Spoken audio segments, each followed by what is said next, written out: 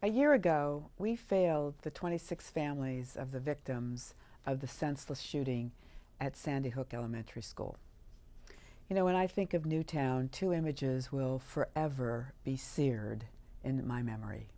Two images that describe the brutality and horror of mass shootings. One is a picture of the 20 tiny coffins holding the small children Adam Lanza killed that morning.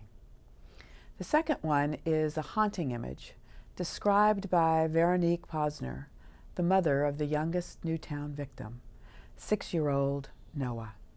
She felt compelled to expose the ugliness of her son's death, who was in an open casket at his funeral. She said, quote, "We all saw how beautiful he was. He had thick, shiny hair, beautiful long eyelashes that rested on his cheeks. He looked like he was sleeping. But the reality of it was, under the cloth he had covering his mouth, there was no mouth left. His jaw was blown away. I just want people to know the ugliness of it, so we don't talk about it abstractly, like these little angels just went to heaven. No, they were butchered, they were brutalized, and that is what haunts me at night," unquote. That's what Veronique said. My stomach turns into knots every time I think about her words. I honestly believed that Newtown would prompt Congress to act and finally pass meaningful legislation to protect our children in places where they should be safe. But we in Congress didn't act.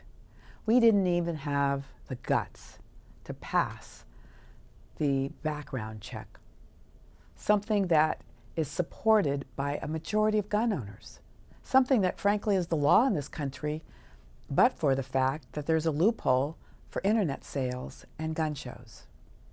Instead, almost 200 children under the age of 12 in 43 states have died from guns since the tragedy of Newtown. 80%, imagine, 80% of all gun violence in the world occurs right here in the United States of America. 8 children a day are shot dead. 4 of them are African American. We cannot sit back and do nothing until the next mass shooting shakes us to the core. On this, the first anniversary of that horrendous tragedy at Sandy Hook, let us remember the 26 lives lost and commit to their families that we will act so that their deaths were not in vain.